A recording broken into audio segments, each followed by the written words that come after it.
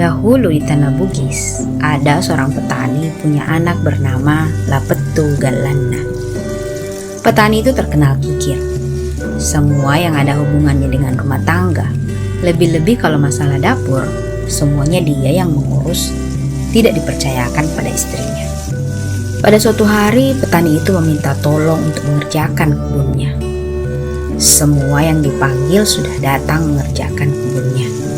Kira-kira pukul 10 pagi, pada saat orang yang dipanggil sedang mengerjakan kebun tersebut, tiba-tiba datang 4 orang perampok di rumah petani itu.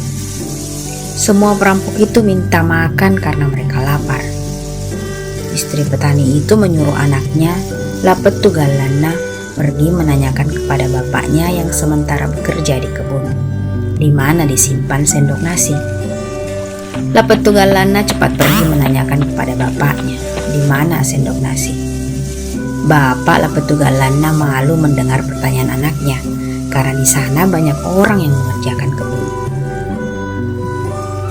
Bapaknya menjawab sambil berteriak, "Anak kurang ajar ini. Saya lempar kamu nanti dengan batu yang ada terselip di atas rak piring." Lapetu Galanna cepat pulang, karena sudah diketahui tempat sendok nasi itu ada terselip di atas rak piring. Ibu Lapetu Galanna lupa juga menanyakan di mana disimpan piringnya. Jadi disuruh lagi Lapetu Galanna kembali menanyakan kepada bapaknya di mana disimpan piringnya. Lapetu Galanna kembali lagi ke kebun menanyakan kepada bapaknya di mana disimpan piring tersebut. Setelah tiba di kebun, Lapetu Galanna berteriak menanyakan piringnya disimpan di mana. Bapaknya lalu menjawab, "Anak ini kurang ajar. Saya lempar kamu nanti dengan tanah yang ada di loteng dekat onggokan padi." Lapetu Galanna cepat pulang memberitahukan tempat piring pada ibunya. Setelah makanan sudah tersedia, perampok itu dipersilahkan makan. Sementara makan, pimpinan perampok bertanya kepada penomboknya. Ibu Lapetu Galanna menjawab, "Penomboknya tidak ada. Pergi ke labu aja." Pimpinan perampok itu marah mendengar jawaban Ibu Lapetu Galanna, lalu berkata, "Kalau memang tidak ada tomboknya, anaknya saja penggantinya." Ibu Lapetu Galanna menjawab, "Apa boleh buat, anak saya saja kau ambil." Diambillah Lapetu Galanna oleh perampok. Suatu hari, satu malam, berjalan perampok itu singgah istirahat melepaskan lelah. Sementara istirahat, pimpinan perampok berkata, "Alangkah baiknya kita keluarkan satu hal yang paling mengagumkan, yang dikalahkan. Itulah nanti dijual, lalu hasilnya dibagi-bagi." Begitulah pendapat pimpinan perampok, lalu mulai bercerita. "Saya punya kerbau. Tanduknya satu bersandar di matahari terbit dan yang sebelah bersandar di matahari terbenam. Semua heran mendengar berapa besar kerbau itu." Sekarang tiba giliran perampok kedua bercerita. "Saya punya satu pohon rotan. Puncaknya sampai di langit, sementara akarnya tumbuh di bumi." Semua terperangah mendengar betapa panjangnya rotan itu. Tiba giliran perampok ketiga. "Bapak saya punya parang. Sudah 1 hari 1 malam kepergiannya. Ujungnya masih bersandar di tangga." Semua orang terperangah mendengarnya betapa besar dan panjangnya parang itu.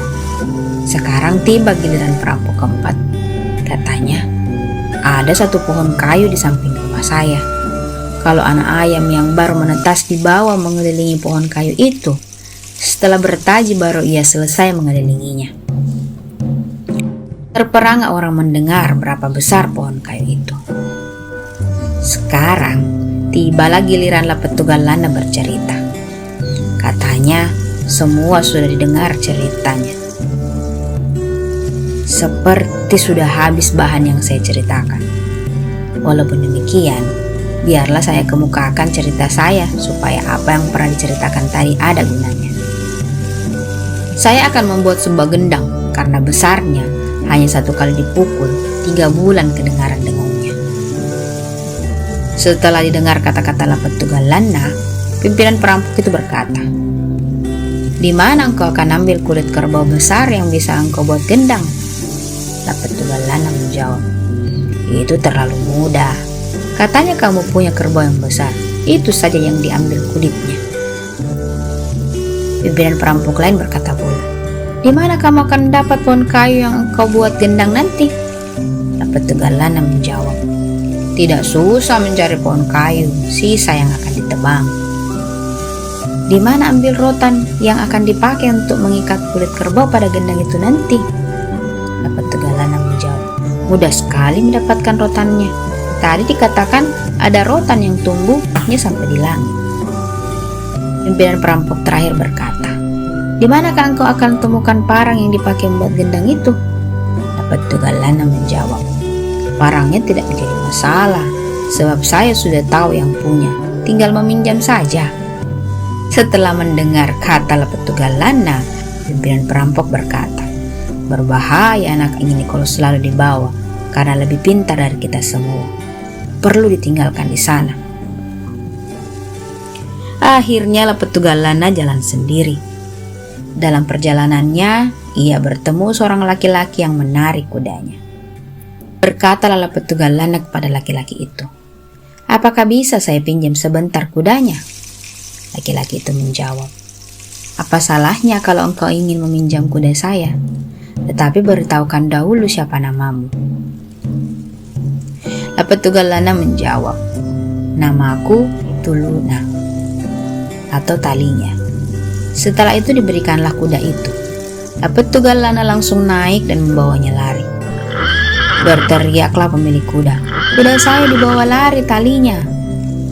Orang yang mendengar berteriak tidak ada yang segera membantu, sebab dianggap biasa kalau kuda membawa lari talinya. Perjalanan Lapettugalanna jauh sekali. Ia akhirnya tiba di pinggir sungai. Dia melihat ada pengantin bersama rombongannya tinggal di pinggir sungai, tidak dapat menyeberang karena terkadang banjir dan bersiap-siap akan pulang. Waktu itu datanglah Lapettugalanna berkata, "Mengapa engkau akan bawa pulang pengantinmu? Berikan kepada saya, nanti saya yang menyeberangkannya." Menjawablah rombongan pengantin itu, "Alangkah gembiranya kalau engkau akan menolong. Tapi beritahukan dulu siapa namamu." Lapettugalanna menjawab, "Nama saya suaminya." Setelah itu dinaikkanlah pengantin wanita itu di pundak kudanya. Kemudian ia melompat juga naik ke kudanya. Setelah ditarik talinya, kuda itu lari cepat. Rombongan pengantin itu berteriak, "Tolong, anak saya dibawa lari oleh suaminya." Orang yang mendengar teriakan itu tidak ada yang membantu, karena mereka beranggapan bahwa itu biasa kalau suaminya membawa lari istrinya. Makin lama makin jauh Lapettugalanna membawa lari pengantin perempuan. Akhirnya tiba di suatu pasar. Mereka masuk di pasar membeli 5 ekor belibis yang ada dijual di pasar itu. Mereka terus berjalan dan tiba di suatu kota. Di kota itu mereka menyewa 2 buah kamar. Satu kamar dipakai untuk tidur, satu kamar dipakai untuk menerima tamu. Sore-sore mereka pergi jalan-jalan, maksudnya ingin membeli senjata di toko barang-barang antik. Betul ada di sana. Setelah dibayar, mereka mendatangi salah seorang saudagar kaya yang ada di kota itu. Mereka menawarkan senjata itu dengan memberitahu bahwa senjata itu jika ditembakkan akan langsung mematikan sasaran yang ditembaknya. Katanya tidak hanya mematikan sasaran, tapi begitu tiba dari perburuan sudah ada terjejar di atas meja. Setelah didengar cerita Lapettugalanna, saudara kaya itu ingin sekali memiliki senjata tersebut. Tetapi ia ingin membuktikan dahulu kata-katanya. Berjanjilah mereka untuk sama-sama keesokan harinya pergi mencari burung-burung yang akan ditembak. Sesudah itu diberitahukanlah istrinya bahwa kalau saya pergi berburu besok bersama saudagar, ambillah belibis 5 ekor itu, kemudian potong dan masak dengan bermacam-macam makanan yang enak, lalu hidangkan di atas meja. Kalau saya pulang nanti, kira-kira pukul 12, saya berteriak depan kamar, "Apakah belibis sudah terhidang?" Jawablah, "Dari tadi sudah terhidang." Keesokan harinya berangkatlah Lapetugalana pergi mencari burung-burung yang akan ditembak. Tidak lama berjalan, tibalah ia pada suatu empang. Mereka melihat banyak belibis yang mencari makan di empang itu.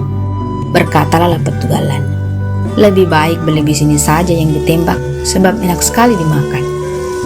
Lapetugalana membidik belibis itu dan tidak ada yang kena. Tetap mereka berkata, 5 ekor sekaligus ditembus peluru. Kelima ekor itu terbang langsung ke rumah saya, nanti langsung terhidang di atas meja. Hampir pukul 12 mereka tiba kembali di hotel tempat Lapetugalana menginap. Ketika di depan kamar, Lapetugalana berteriak pada istrinya, "Apakah sudah tiba belibis yang saya tembak?" Menjawablah istrinya, "Dari tadi sudah terhidang di atas meja." Setelah itu mereka masuk ke dalam kamar. Di atas meja sudah terhidang 5 ekor belibis. Lapetugalana makan bersama saudagar itu. Selesai makan, ditanyakanlah harga senapan kuno itu. Mereka memutuskan harganya 2 juta rupiah. Sebelum saudagar membayar harga senapan itu, Lapetugalana berkata, "Senapan ini kalau sudah dipakai menembak 3 hari kemudian baru bisa dipakai lagi." Setelah selesai dibayar, saudagar itu minta pamit pada Lapetugalana dan membawa pulang senapan kuno itu. Lapetugalana bersama istrinya juga pergi membayar sewa hotelnya, lalu pindah ke kota lain. Setelah sampai 3 hari, saudagar yang membeli senapan itu pergi ke empang yang pernah didatangi bersama Lapetugalana dan akan mencoba senapannya. Mereka menemukan banyak belibis yang mencari makan di tengah empang. Dibidikanlah senapan kunonya, lalu pulang ke rumahnya. Setibanya di depan rumahnya, dipanggillah istrinya. "Apakah belibis sudah terhidang di atas meja?" Istrinya menjawab, "Apa yang akan dihidangkan? Biar yang mentah juga tidak ada." Saudagar itu pergi ke meja makan memeriksa, jangan sampai istrinya hanya main-main. Dia melihat meja makannya bersih, tidak ada bahan makanan di atasnya. Baru disadari dirinya bahwa dibodoh-bodohi oleh Lapetugalana. Akan tetapi mau diapakan, sebab dia sendiri yang membeli senapan. Jadi tidak ada orang yang bisa disesali, kecuali dirinya sendiri yang bisa menyesalinya. Lapetugalana sudah keliling bersenang-senang mengunjungi tempat-tempat ramai, menikmati uangnya 2 juta rupiah itu. Jalan cerita di atas memberikan pelajaran bagi kita bahwa kalau ada orang yang bercerita kepada kita, jangan langsung dipercaya. Sebaiknya dipikirkan dahulu baik-baik, apakah yang diceritakan itu betul atau tidak.